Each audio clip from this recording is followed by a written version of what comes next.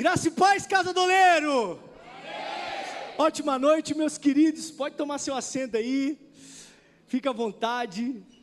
Gente, como é bom estar aqui com vocês. Como é bom sempre retornar nessa casa linda que eu amo. Como a bispa disse, eu sou de casa. E vocês perceberam uma coisa, né? Eu não demorei para voltar agora, né, Léo? Vocês viram que eu voltei rapidinho? Deixa eu contar um negócio pra vocês. Fiz as pazes com o bispão.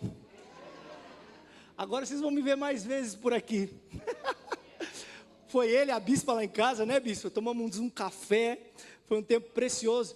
Ele pagou a dívida comigo. Irmão, olha que negócio incrível.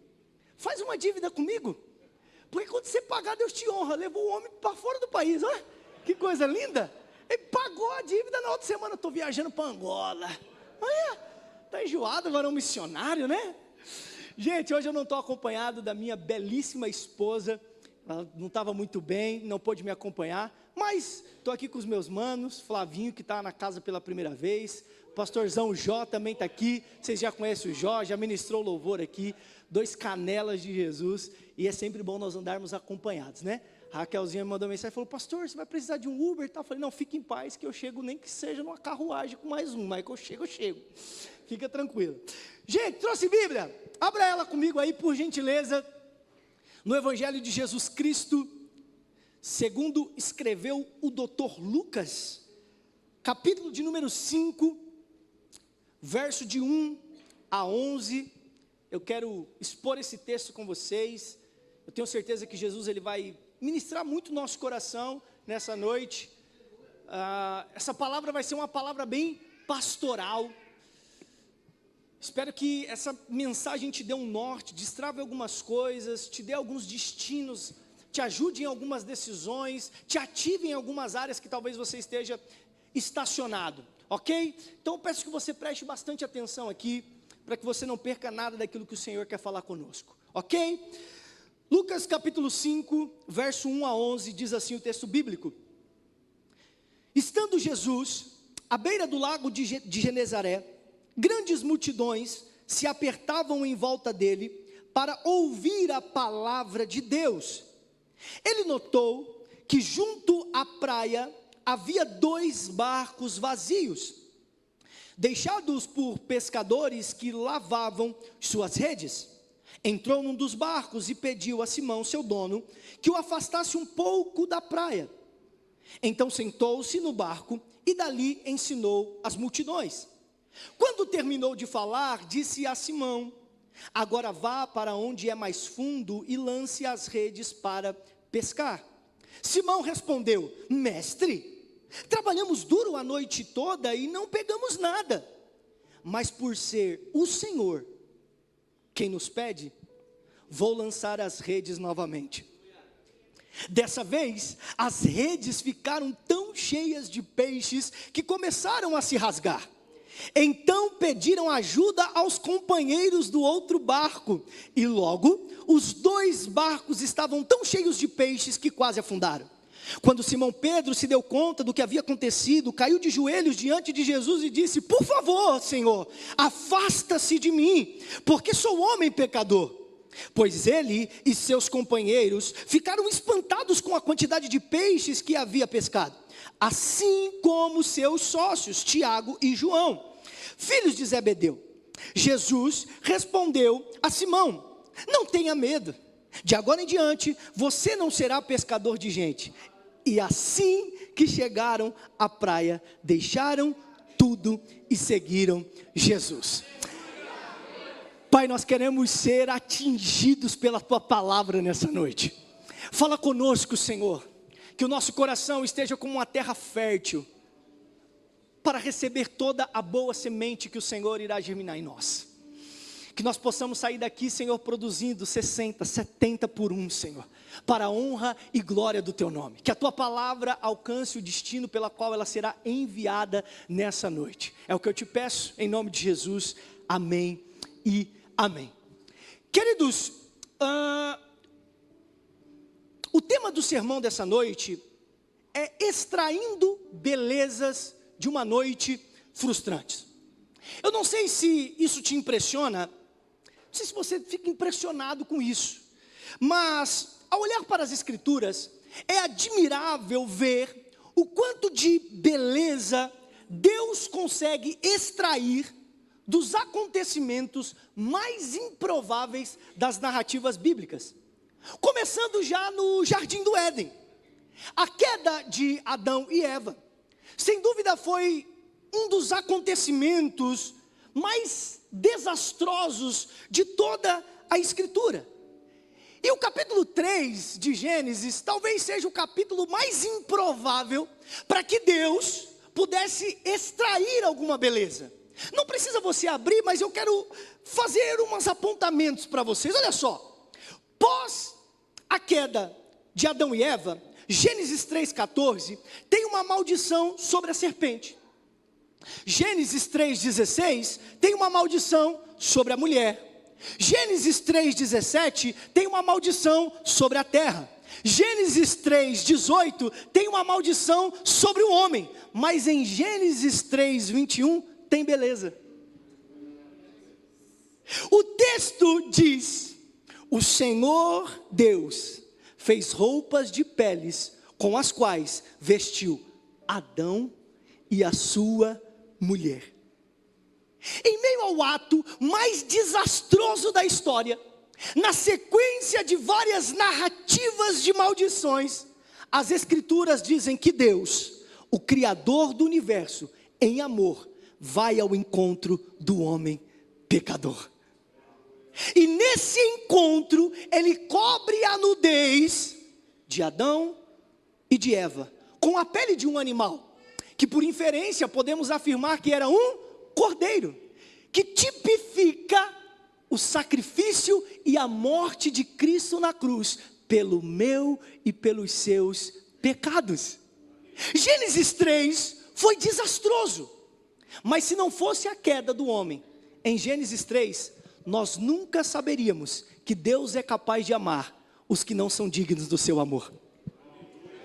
Gênesis 3 é o capítulo da Bíblia que quando você começa a ler, você diz: não é possível, dá vontade de rasgar, mas não rasga não. Por quê? Porque em meio aos atos desastrosos tem beleza. Tem um Deus que é capaz de amar aqueles que não são dignos do seu amor.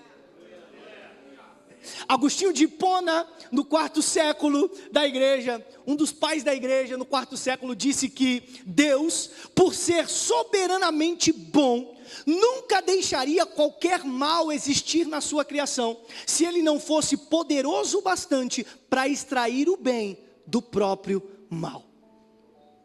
Pastor, mas como Deus pode extrair algo de bom dessa situação que eu estou vivendo? Eu não sei. Mas se ele foi capaz de extrair beleza da morte do seu próprio filho, me diz de onde é, irmão, que esse Deus não pode extrair beleza? Stuart disse que a pior coisa que já aconteceu no mundo foi a morte do Filho de Deus. E a melhor coisa que aconteceu no mundo foi a morte do Filho de Deus. É um paradoxo. Porque a morte de Cristo foi terrível, mas ao mesmo tempo ela foi bela, porque é na cruz que conhecemos o que é amor de verdade. John Stott diz: se você quer saber o que é amor, não vai para o dicionário. Se você quiser saber o verdadeiro significado de amor, vai para o Calvário, porque é no Calvário que você encontra o verdadeiro sentido real e propósito do que é amor. Aleluia! É no Calvário. Então Deus pode extrair beleza das coisas mais improváveis. E é o que nós vamos ver Ele fazer através do texto bíblico hoje, na pessoa de Jesus. Depois de uma noite extremamente frustrante na vida dos nossos empresários pescadores. Vamos lá então? Os evangelhos narram de forma detalhada 35 dos muitos milagres que Jesus fez durante o seu ministério. Se você já leu o Evangelho segundo escreveu João, ele disse que se fosse colocar num livro todos os milagres, todas as obras, todos os feitos de Jesus, talvez não caberia no mundo inteiro. Então os milagres que estão detalhados de forma precisa na Bíblia, eles precisam ser olhados atentamente, porque eles querem passar algo especial para nós. Imagina, Jesus fez muitos milagres, mas de forma detalhada nós temos 35. E esse aqui, da pesca maravilhosa, onde Jesus encontra os seus primeiros discípulos, no capítulo 5, versículo 1, é um que está em destaque. No verso 1, o texto diz que Jesus estava à beira do lago de Genezaré, lago também conhecido por nós, alunos da escola teológica Três Palavrinhas, Mar da Galileia, não é verdade? Quem é que não conhece? Mar da Galileia. Mar da Galileia, que na verdade não é um mar, ele é um grande lago de água doce, de águas doces, cercado por montanhas. Depois você dá um Google aí e você vai ver, é muito lindo, vale a pena você ver o lugar. E eu não sei você, cara, mas olha, quando se fala de lago de água doce, David, só me vem uma coisa na mente, irmão. Vou dar lugar para a carne aqui, só um minutinho, eu já volto. Tilápia, fritinha, com limãozinho em cima, irmão. Fala a verdade. Quem não come um negócio desse está em pecado, irmão. É o que, Senhor? Deus me mostra 3 pessoas que vai me chamar para um tempo de mesa e vai fritar tilápia para mim. Ele só não me deu o nome. Dá o nome, Jesus. Então era um lago de água doce, não era bem um mar, né? Então nas margens desse mar, nós lemos que grandes multidões se apertavam para ouvir Jesus pregar a palavra. E isso nos ensina algo precioso para os nossos dias. Porque o que deve nos conduzir até esse ambiente, para as nossas reuniões, que acontece aqui nessa casa, deve ser o desejo de ouvir a palavra, aprender sobre a palavra, ser direcionados pela palavra, orientados e conduzidos pelo poder da palavra. Porque a palavra de Deus, irmão, ela foi, é e sempre será o alimento que nos sustentará na caminhada do Evangelho. Nós precisamos do poder da palavra, não só no ambiente de culto, mas na nossa vida devocional. Deixa eu dizer uma coisa para você: o seu quarto pode ser uma Genezaré, aonde você ouve os ensinamentos de Jesus como essa multidão. Eles não tinham essa dádiva de abrir o quarto e ouvir Jesus pregar. Eles tinham que caminhar uma longa distância. Agora eu e você temos a oportunidade de abrir a porta do nosso quarto e ouvir Jesus pregar. Charles Haddon Spurgeon diz que a Bíblia que está caindo aos pedaços geralmente pertence a alguém que está inteiro. Vou de novo. A Bíblia que está caindo aos pedaços geralmente pertence a alguém que está inteiro. O que é uma Bíblia caindo aos pedaços? Riscada, manchada, marca de uso. Só de canto de olho assim, ó. Como é que está a Bíblia dele aí? Pô, pastor, acabei de comprar a Bíblia, pastor. Por isso que está novinha, pastor. Se comprou nova, tá perdoado, né, Gé? Se comprou nova, está perdoado. Agora vamos ao verso 2 aqui. Porque eu quero pontuar algumas coisas para vocês, verso a verso, ok? Vamos reler o verso 2. Diz assim, ó. Ele notou, ele quem? Jesus, que junto à praia havia 2 barcos vazios, deixados por pescadores que lavavam suas redes. Agora presta atenção aqui. Lucas faz questão de escrever que Jesus notou, junto à praia, 2 barcos vazios. Lucas escreve isso na perspectiva de um pesquisador, de alguém que investigou o que escreveu detalhadamente, de forma precisa. Então quando ele diz que o barco estava vazio, ele está dando um spoiler ao leitor, de que a noite dos nossos empresários foi um fracasso.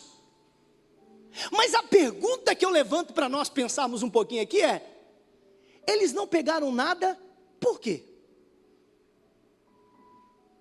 Por que esses caras não estão pegando nada? Uma pergunta simples, tá? Eu quero que você interaja comigo e você me responda. Tinha peixe no mar da Galileia, sim ou não? Sim ou não? Sim.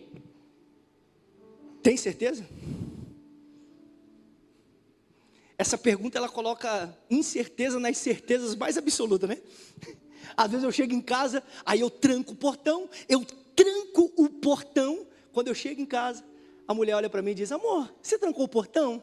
Claro que eu tranquei o portão, mulher. Tem certeza? Claro que eu tenho certeza. Eu vou lá conferir, né, se eu tranquei mesmo. Eu vi uns 3 homens falando: é verdade. Por que vocês fazem isso, mulher? É claro que a gente não tem certeza, pô. Senão a gente não voltava para conferir.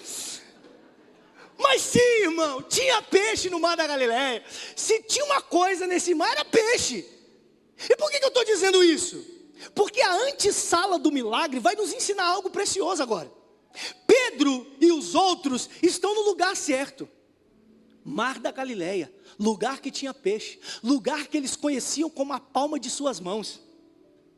Eles sabiam onde é que batia mais peixe, onde é que pegava mais peixe, mas ainda assim não estão pegando nada. Eles estão com as pessoas certas. Só tem pescador no barco, irmão. Só tem perito. Pedro está acompanhado de gente boa. Porque quando você leva gente ruim para pescar, irmão, ele mais te atrapalha do que te ajuda. Uma vez eu fui inventar de levar meu irmão para pescar comigo. Sangue de Jesus tem poder, nunca mais.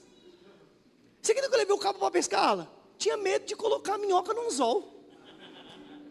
Aí ele pegava o peixe, tinha medo de tirar o peixe do anzol. Eu tinha que ficar parando toda hora.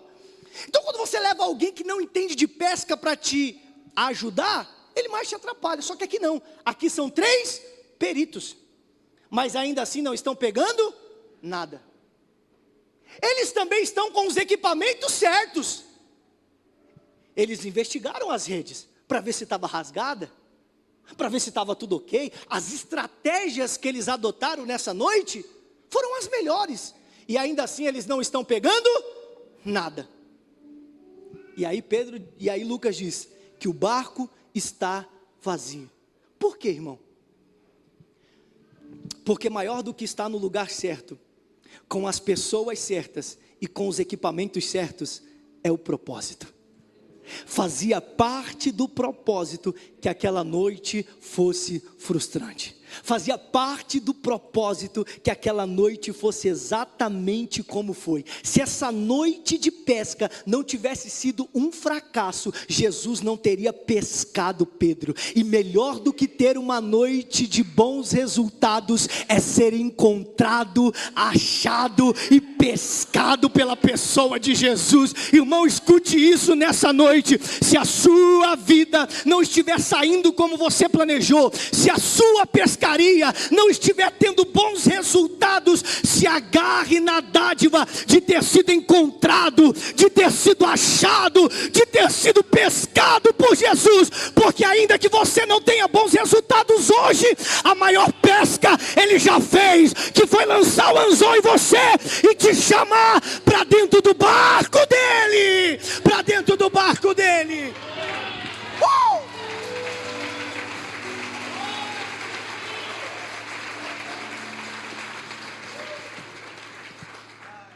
Melhor do que ter uma pesca com bons resultados é ser encontrado, pescado e achado por Jesus. Ainda no verso 2, isso aqui é legal. O texto diz que os barcos estão vazios. E esses barcos estão ali por pescadores que lavavam as suas redes. Só que no evangelho de Mateus, segundo escreveu Mateus, evangelho sinótico de Lucas, diz que eles também costuravam as redes. Redobre sua atenção aqui.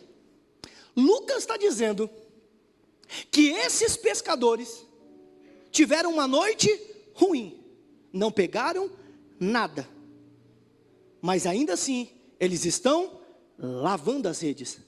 E segundo Mateus, eles também estão costurando as redes. Kerson diz que lavar as redes nada mais é do que se preparar para a próxima pesca. Lavar e costurar as redes nada mais é do que se preparar para o próximo dia. A noite é ruim, mas eles não estão rasgando as redes por causa de uma noite ruim. A noite é ruim, mas eles não estão queimando as redes por causa de uma noite que não deu certo. Eles estão lavando e costurando para o próximo dia. Eu imagino Pedro olhando para Tiago, olhando para João e dizendo assim: bispo, a noite foi ruim, a noite foi péssima, mas faz o seguinte, João, costura, lava. Por quê, Pedro?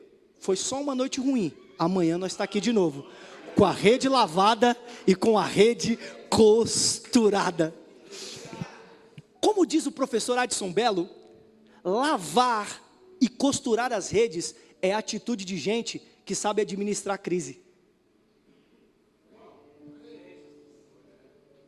Lavar e costurar a rede em meio a uma noite frustrante é a atitude de gente que sabe administrar a crise. E se tem um problema que nós temos na nossa geração, é saber administrar a crise, irmão. Porque nós somos imediatistas. Tudo tem que acontecer hoje, tudo tem que acontecer agora, tudo tem que acontecer no momento que eu quero, senão já rasgo a rede, taco fogo em tudo, já tento outra coisa, porque essa daqui não deu certo, e eu não quero mais saber de nada. Cara, você não pode parar por qualquer coisa, você não pode querer desistir de tudo por qualquer coisa. Você não pode querer ficar queimando todas as vezes as redes porque você teve uma noite ruim, porque você teve uma noite frustrante. Jesus, a noite foi ruim, não deu nada certo, mas eu vou lavar e vou costurar as redes, e amanhã eu estou aqui de novo, ano após ano, até o dia em que o Senhor olhar para mim e agir com bondade e misericórdia e atender o meu clamor. Quando for o tempo, irmão, dele mandar você abandonar a rede, ele vai mandar, mas enquanto ele não manda, lava e costura as redes. Apesar da noite desses homens serem frustrantes, eles nos deixam uma lição. Não é porque as coisas não saíram como eu planejei hoje, que eu não vou estar aqui amanhã de novo, irmão.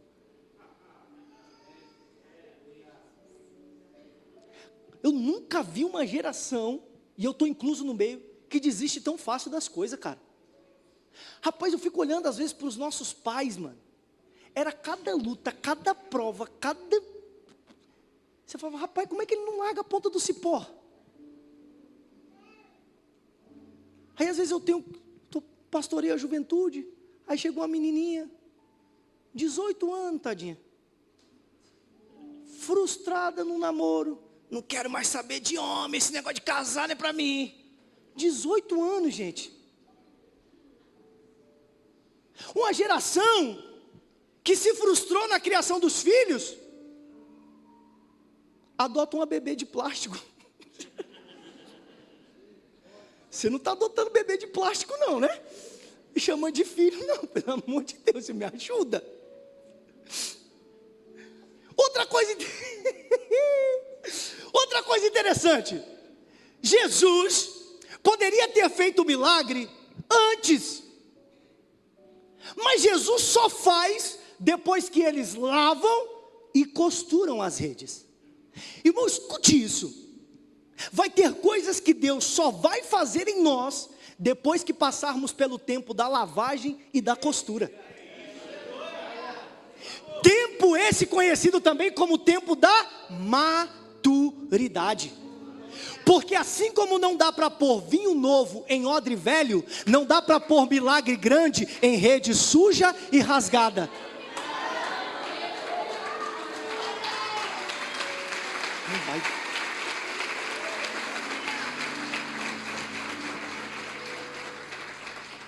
Milagre grande não dá para pôr em rede suja e rasgada, irmão. Então tem coisa que se Deus, escuta isso, preste atenção no que eu vou falar para vocês aqui. Tem coisas que se Deus colocar na nossa vida hoje, Ele nos mata, irmão. Senhor, eu queria tanto uma moto. O miserável já sofreu 10 acidentes de bicicleta e está orando por uma moto. Se Deus te dá uma moto, tu morre. Aqui não deve ter esses negócios, mas eu fico vendo lá no bairro, os meninos de bicicleta, na bicicleta e solta uma mão. Aí no outro dia passa com a perna toda arrebentada. Mas esse Deus dá uma moto. Tem que ir para o tempo da maturidade, irmãos. Lavar e costurar as redes nos ensina que enquanto o extraordinário não chega, precisamos fazer o que é ordinário com excelência. Com excelência. O milagre é com Jesus, mas o costurar e o lavar das redes é responsabilidade nossa. Não podemos esperar Jesus fazer aquilo que nós temos que fazer. Sabe por quê? Porque a soberania de Deus não anula a responsabilidade humana. Tem coisa que é você que tem que fazer. Tem gente, eu conheço uma galerinha que é tão preguiçosa que ela quer que Jesus lava a rede, costura, pesca o peixe e ainda assa o peixe para ela. Quer fazer nada. Nada. Aí fica fácil. Tem coisas que eu e você que vai ter que fazer, irmãos. Eu disse que a palavra ia ser bem pastoral hoje. Estou até gritando menos. Para ficar bem claro. Senhor, eu quero um carro. E habilitação? Nada ainda.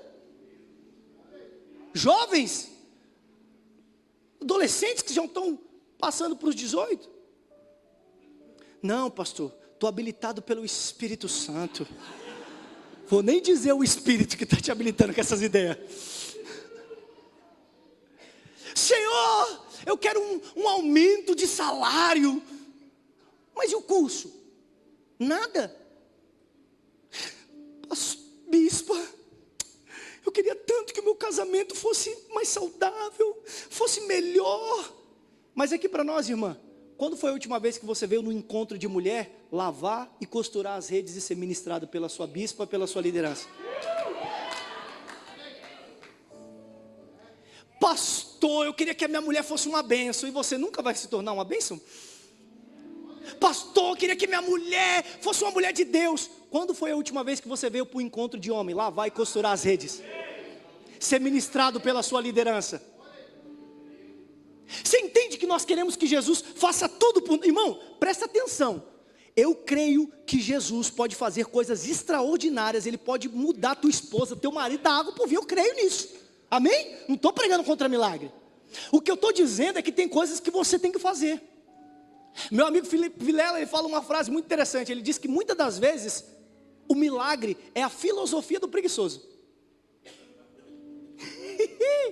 Por quê, pastor? O cara cultiva 20 anos de uma vida irresponsável com a sua saúde. Aí quando ele está na beira da morte, ele diz: Senhor, faz um milagre em mim. 20 anos tratando a esposa mal, tratando o marido mal, tratando os filhos mal, uma casa onde só bagunça, baderna. Aí ele quer que o bispo saia da casa dele de madrugada, porque estão se atracando para fazer uma oração e mudar o casamento dele em 5 minutos. Filosofia do preguiçoso.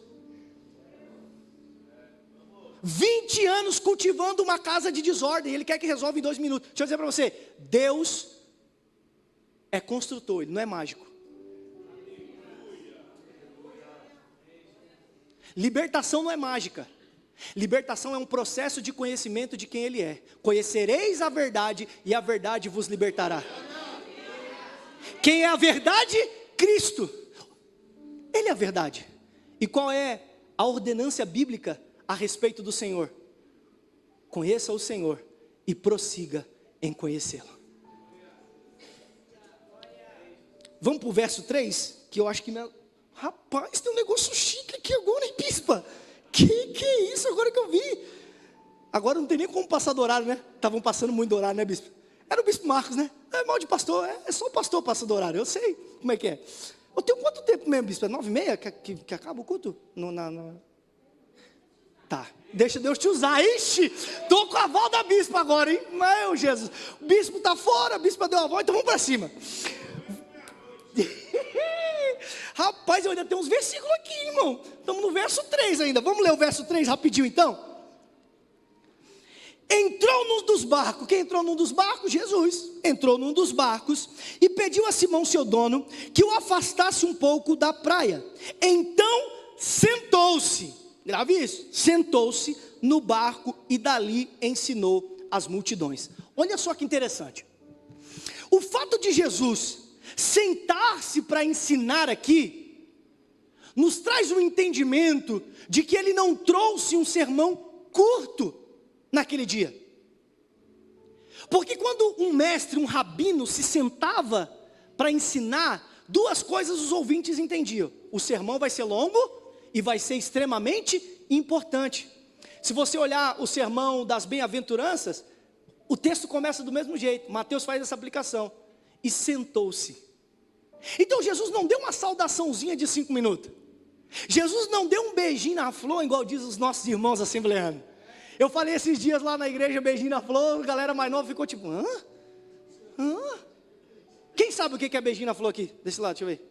Meu Jesus, meia dúzia. Aqui, beijinho na flor. Ixi, mano, não é raiz não, mano. Ó, beijinho na flor, aula de história com o pastor Marcelo agora. Anota que pode cair no Enem. Beijinho na flor é quando você chegava numa igreja, nas igrejas mais antigas, e você entrava pelas portas, ficavam os irmãos com o caderninho, lembra? Anotando. Aí ele anotava lá. Aí tinha uns pastores que é meio exibido, né, irmão? Aí ele acha que o nome dele é tipo, tem que vir na frente do nome dele. Começou o nome, pastor fulano, bispo ciclano, semideus beltrano, e não sei o que lá, e não sei o que lá.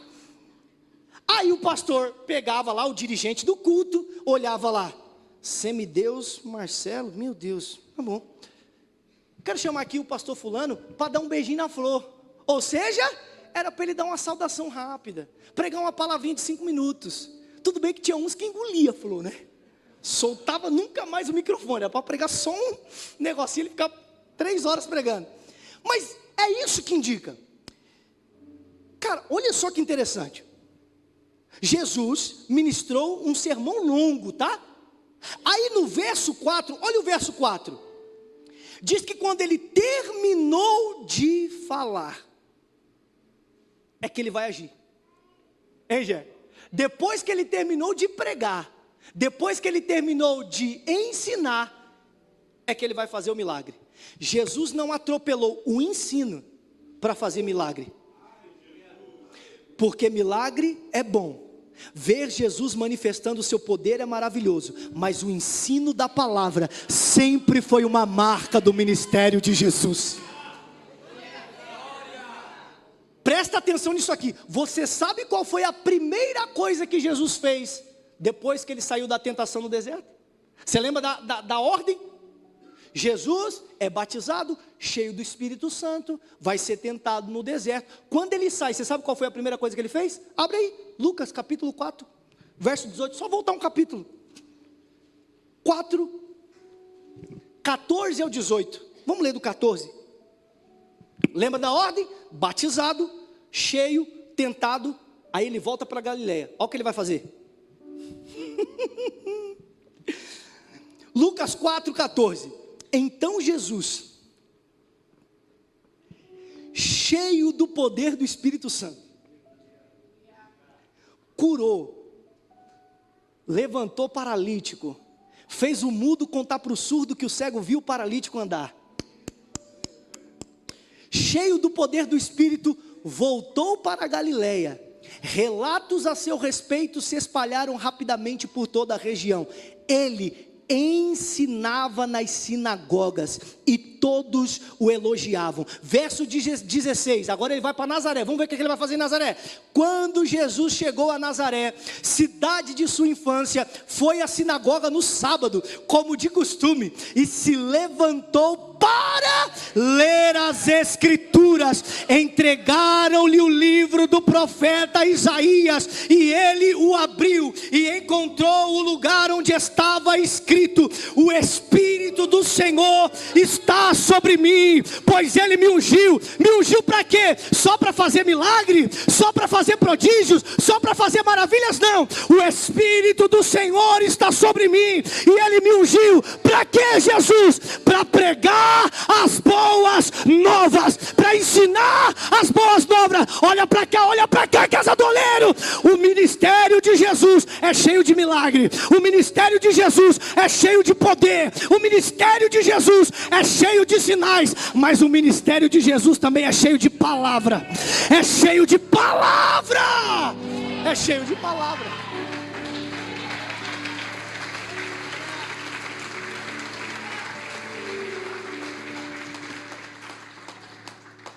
O ministério de Jesus tinha sinais, tinha poder, tinha milagres, mas tinha palavra. Sinais até os magos do Egito faziam.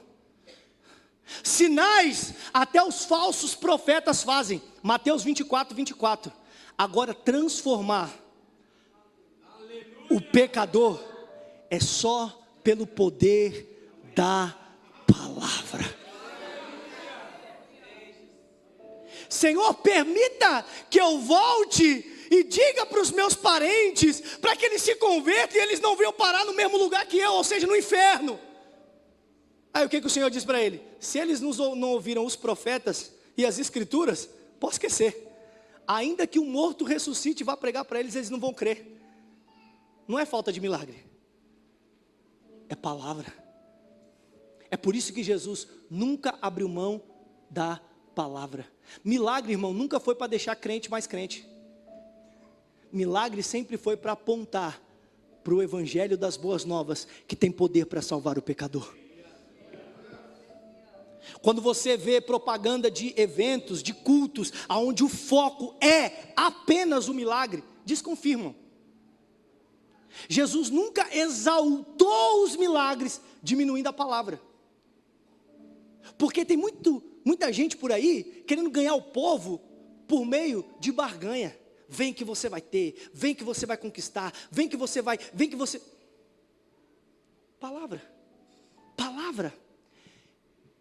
Olhe para mim, valorizem essa casa, porque é uma casa que tem pastores que amam a palavra.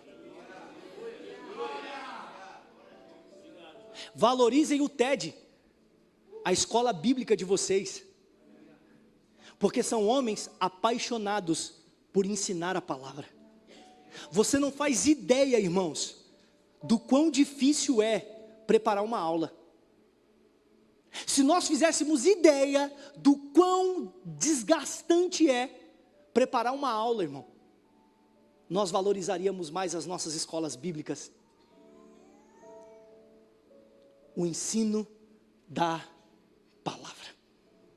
Deus abençoe Gé, Deus abençoe Alan, Deus abençoe todos vocês que têm se dedicado veementemente, se desgastado, se desdobrado para o anúncio da palavra. Valorize, irmão, valorize essa igreja, valorize essa casa, valorize esse lugar, valorize o que está sendo ministrado aqui. Porque o que nós estamos vendo em muitos lugares é um desastre, irmão. O que estão fazendo com a palavra? Verso 4 a 5. Eu já estou encaminhando para o final. Quando Jesus terminou de falar, disse a Simão: agora vá para onde é mais fundo e lancem as redes para pescar. Simão respondeu: mestre, trabalhamos duro a noite toda e não pegamos nada, mas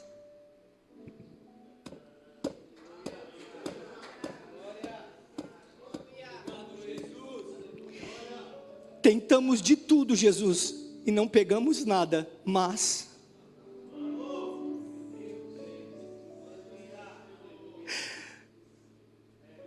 Senhor, eu já orei várias vezes, eu estou querendo desistir, mas Senhor, eu vim aqui na casa do oleiro nessa noite, eu disse: Senhor, é meu último culto, eu não suporto mais essa luta, mas eu não sei o que tinha na cabeça de Pedro quando ele disse esse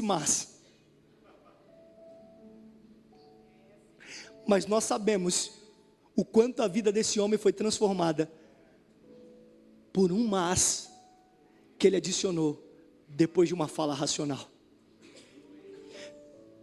Talvez você chegou aqui dizendo: não aguento mais, não dá mais, eu não vou mais, mas por causa da tua palavra, Senhor, eu vou tentar mais um pouquinho, eu vou continuar mais um pouquinho, eu vou perseverar mais um pouquinho, Senhor. Eu queria desistir, mas depois dessa palavra, eu não vou abandonar, eu vou continuar, eu vou perseverar, eu vou avançar pelo poder da tua palavra, pelo poder da tua palavra. Um mas que você adicionar hoje, pode mudar todo o teu destino, irmão. Mas por ser o Senhor quem nos pede, vou lançar as redes novamente. Nesses dois versos, vemos claramente um contraste entre fé e lógica jorrando de Pedro. Quando Jesus pede para ele lançar as redes, ele dá um argumento lógico e racional, dizendo: Senhor, tentamos a noite toda. Isso aqui é a lógica de Pedro falando. E observe que em nenhum momento Jesus repreendeu sua forma racional e técnica de pensar. Porque por mais lógico que Pedro foi, no fim ele submeteu seu raciocínio à vontade de Cristo. Jesus não tem problema em você ser técnico. Jesus não tem problema em você ser lógico. Jesus não tem problema em você ser racional. O problema é quando idolatramos o raciocínio a ponto de não crer mais no transcendente. O Senhor nos chamou para oferecer um culto racional. O problema é quando nós idolatramos o raciocínio e amamos o racionalismo. Quando nós adicionamos o sufixo ismo, é onde mora o problema, porque o transcendente já não faz mais parte de nós. Nós já não cremos que numa noite como essa, Jesus pode fazer algo extraordinário e sobrenatural. Jesus te chamou para ser racional, mas não amante de um racionalismo. Ele quer canela, cheio do Espírito Santo, que ama Jesus, que ama a presença dEle. Está tudo bem você ser lógico, irmão. Está tudo bem você ser racional, mas vai ter momento na sua jornada que a lógica terá que ser deixada de lado, para que você se agarre a uma palavra que sai da boca de Jesus. Se Pedro ficasse só na lógica dele, ele não ia avançar no sobrenatural. Mas ele falou: calma aí, lógica, fica aqui. Tentamos a noite inteira, isso é lógica. Mas na tua palavra lançaremos a rede. Isso é sobrenatural, irmão.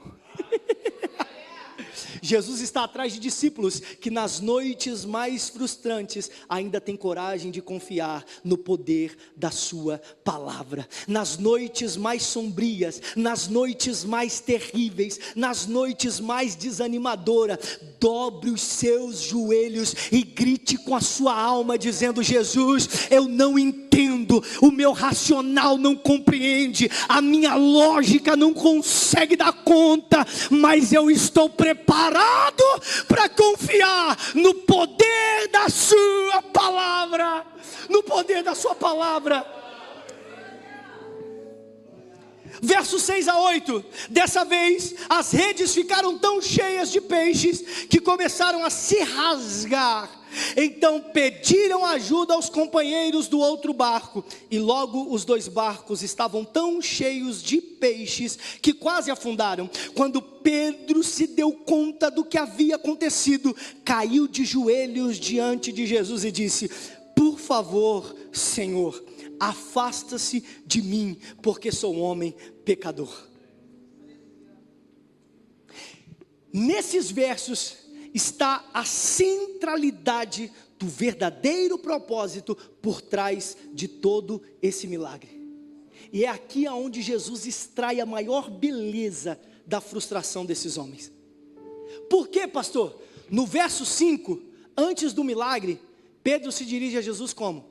Mestre. Mas no verso 8, depois do milagre, olha aí, ele diz: Senhor, afasta-se de mim. A palavra Senhor que Pedro está usando aí é uma palavrinha grega chamada Kyrios, que quer dizer governador, aquele que comanda, aquele que governa, aquele que é soberano. Pedro aqui está se rendendo ao senhorio de Cristo. A sua experiência como pescador só serviu para testar um fato incontestável: incontestável naquela manhã: o que eu estou presenciando diante dos meus olhos não é uma ação humana. Esse homem não é só um mestre, eu estou diante do Filho de Deus, eu estou diante do Deus encarnado. Aleluia! É por isso que ele vai dizer: afasta-se de mim. Só que Pedro pede para Jesus se afastar, mas Jesus se aproxima. Porque por mais que Jesus seja santo, ele nunca rejeita um coração arrependido. Eu não sei quais foram os pecados que você cometeu, eu não sei quais foram as leis que você transgrediu, eu não sei quais foram os erros que você cometeu e o diabo tem tentado te acusar. Eu vim aqui para te dizer uma coisa: o seu Jesus é misericordioso o suficiente para perdoar os seus pecados e te fazer andar em novidade de vida. Dane Ortlund, no seu livro maravilhoso chamado Manso e Humilde, nos traz uma reflexão maravilhosa. Ele faz um comentário de um outro pastor chamado Groswin, e esse pastor diz que Jesus, ele é tão misericordioso que se ele tivesse se encontrado com aquele soldado que enfiou a lança atravessando no seu peito, com fins de alcançar o seu coração, ele diria para aquele homem: meu jovem, existe um jeito mais fácil de você chegar no meu coração. Que jeito, Jesus? Só se arrependa dos seus pecados. Esse é o jeito mais fácil de chegar no meu coração. E se você se arrepender, eu colocarei a sua cabeça no mesmo peito que você feriu com a lança.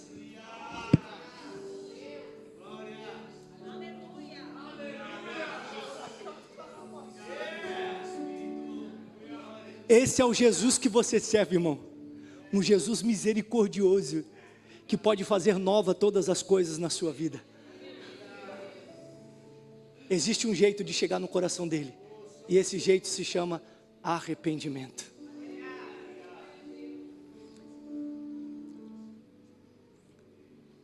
Verso 9 a 11, e agora eu encerro de verdade, porque não tem mais onde ir pregar, né? É a exposição do texto. 9 e 11, vamos lá?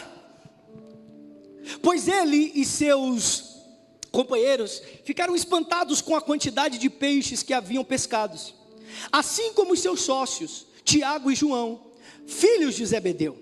Jesus respondeu a Simão: não tenha medo, de agora em diante você será pescador de gente.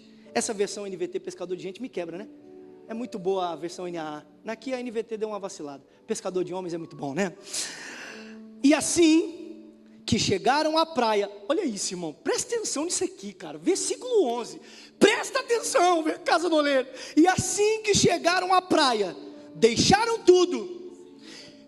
Eles fizeram o que? Eles deixaram o quê? Eles não colocaram nem um peixinho no bolso, nem um peixinho na sacola. Deixaram tudo e seguiram Jesus. Pedro vislumbra os peixes, Léo, mas não pensa em abandoná-los no barco. Ele vislumbra os peixes, mas ele não pensa duas vezes em abandoná-los no barco, porque agora ele é quem foi pescado. Os peixes que Pedro desejou pescar a noite inteira ficaram às margens do mar da Galileia, depois que ele foi pescado pelas redes da graça de Jesus. Escute isso, tem coisa que eu e você quer tanto, tem coisa que eu e você deseja tanto. Eles tentaram o que no texto? A noite? Tem coisa que a gente tenta a noite inteira, bispa. Tem coisa que a gente tenta a noite inteira, a vida inteira. E aí às vezes Jesus faz assim: vou dar. Só para ele perceber que nunca foi de peixe que ele precisou.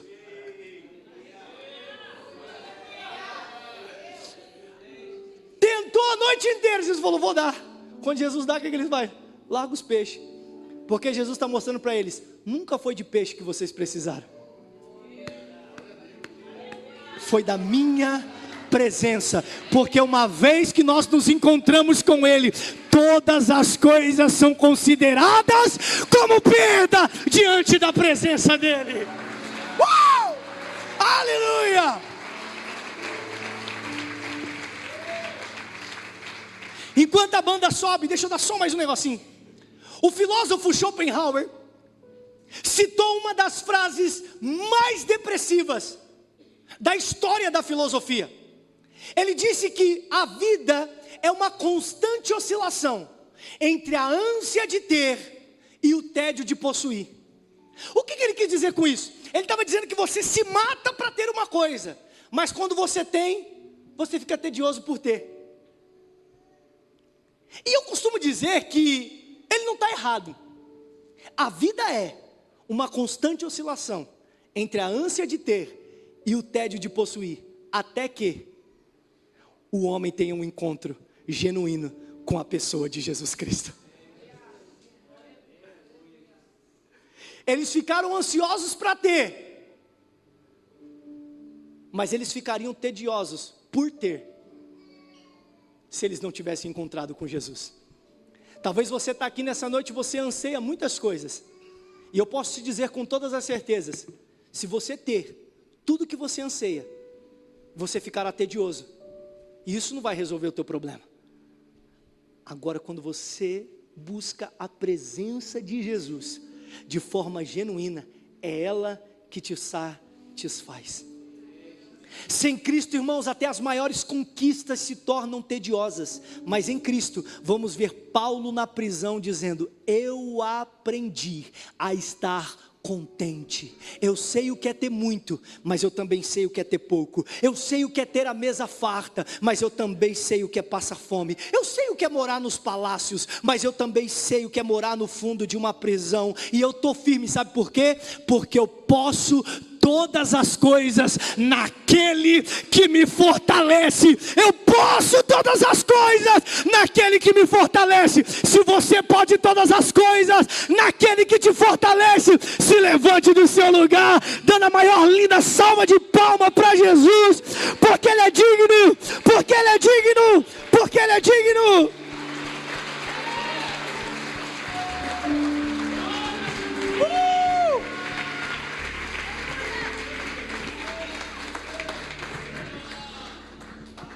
Se você aguentar mais um pouco, se você suportar mais um pouco, eis que o Senhor vai extrair muitas belezas em meio às suas noites frustrantes. Você só precisa ter paciência. E eu posso te garantir que depois de um encontro com a pessoa de Jesus, genuinamente, irmãos, você nunca mais será o mesmo. Eu quero orar por você. Quem é que vai pegar o microfone aqui agora? É o Gé, a bispa. Eu vou orar por você agora e depois o Gé vai fazer o encerramento, amém? Eu quero orar por você e eu quero orar com você. Pastor, e qual vai ser a minha oração? A sua oração vai ser: Senhor, eu quero perseverar um pouco mais. Senhor, eu não quero desistir. Senhor, eu não quero olhar para trás. Eu quero te enxergar no meio desse processo. Eu quero saber quais são os propósitos do Senhor para mim nas minhas noites frustrantes, Senhor. Porque se Pedro teve um encontro com a sua pessoa e ele ficou tão satisfeito, eu também quero ficar satisfeito, Senhor. Coloca fome e desejo no meu coração pela sua pessoa. Senhor, nós estamos aqui nessa noite, em uma noite extraordinária que o Senhor preparou para nós.